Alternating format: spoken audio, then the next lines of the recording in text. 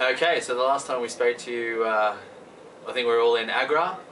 Went there for the day, coming from New Delhi. Since then, it's been quite eventful. Timmy lost his passport. He'll probably tell everyone it was stolen, but that caused us to be delayed in Delhi. So, because I had to make it to the border of Nepal quite quickly, we ended up doing about 350 k's in 3 days. So that was a bit of a rush, but it was pretty flat, so it wasn't too bad. We got into Nepal alright. There was only like one small hill climb leading up to near Kathmandu, and then from Kathmandu you eventually turn left and you go straight north up into the bowl of Kathmandu, and that made us climb from about 400 meters up to about 1600, which was really good. Pretty tiring, but we only do it for 1 day, so we're actually pretty proud of ourselves. Got into Kathmandu for a few days rest, and Johnny can tell you about the rest. Sure. Aaron actually forgot to mention that he had 3 crashes on the way to Kathmandu, but one was a near-death experience, but we won't laugh. But we got past all that. So in Kathmandu, we had a really good stay there. Stayed at the Sparkling Turtle Hostel, which was really fantastic. They were kind enough to upgrade us to an apartment of our own, which was very comfortable. While in town, we met the ambassador for Australia, Susan Grace, along with several youth ambassadors, and they took us out for a really good night in Tamil, which is the tourist area of Kathmandu. The rest of the time there, we spent a lot of time was spent in embassies. So Daniel and Tim sorted out their China visa, while Aaron and I tried to get a visa for Burma, but unfortunately, due to their regulations, we can't travel across on land. So our route changed a little bit. The big story really with Kathmandu is that Tim and Daniel decided they would like to do the Mount Everest Base Camp trek, so they've headed off to do that, while Aaron and I continued on bike towards Bangladesh. So since Kathmandu, we climbed back out of the bowl and even higher than before, as we're going a slightly different direction, and hit a trip high of 2,500 meters at a mountain pass, which was pretty cold up there. It was a great experience. Since then, we made our way all the way down to the southern Nepal, followed the east-west highway again all the way to the border with India. We crossed there and went to Siliguri, where we spent the night, and also had a little bit of a side trip up to Darjeeling, which is a big tea district there, and it was a really nice stop. Very nice.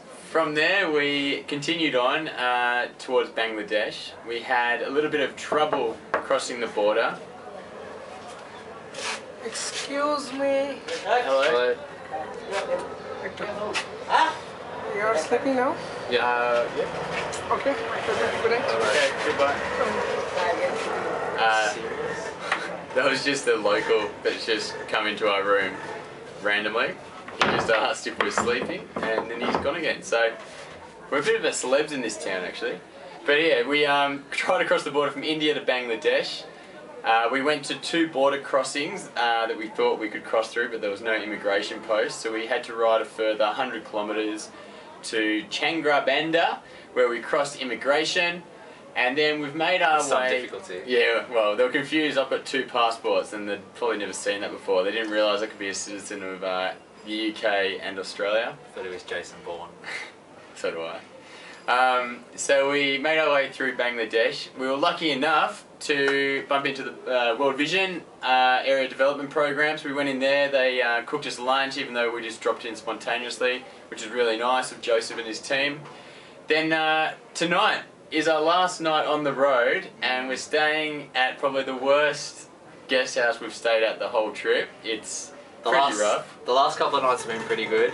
We stayed at a new hotel for about $4 or $5 Australian, which is really nice. But we're really keen to get to the Pan Pacific Hotel, which is the only 5-star hotel in Bangladesh. But the first room we got showed to, the only thing I could compare it to is the toilet at the start of Slumdog Millionaire. You could see through the wood down to the ground. The toilet was, you just go have a squat and it just goes out to the ground. Everyone just piffs their rubbish everywhere. Mosquitoes everywhere. Yeah. But so we thought, just to rub it in a little bit of how good tomorrow night's going to be, we just compared the 2 accommodation.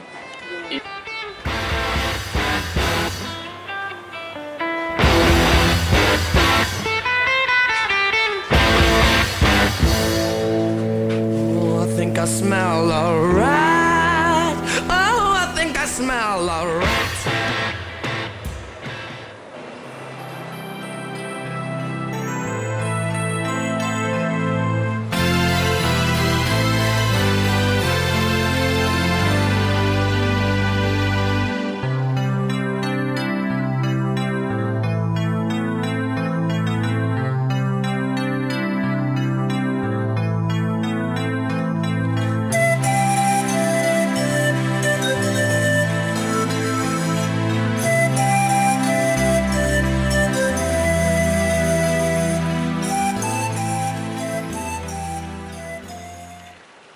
So it's about 24 hours since we last spoke.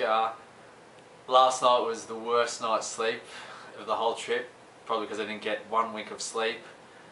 John struggled as well. Got to about 3 o'clock in the morning. I was just getting bitten, eaten alive. There was a mosquito net in the room, but I decided to get John's computer out, just watch a few TV shows or movies, and every couple of minutes just a mosquito would fly past the screen. I started counting how many times I was getting bitten. I got up to 25 and then I stopped. I remember checking John's phone at about 5:30 and I was just waiting for 6 o'clock to come so we could just get up and leave. Ended up, the alarm went and we just thought, oh, stuff this, we've just got to get out of here. There was more mosquitoes in the room than there was outside.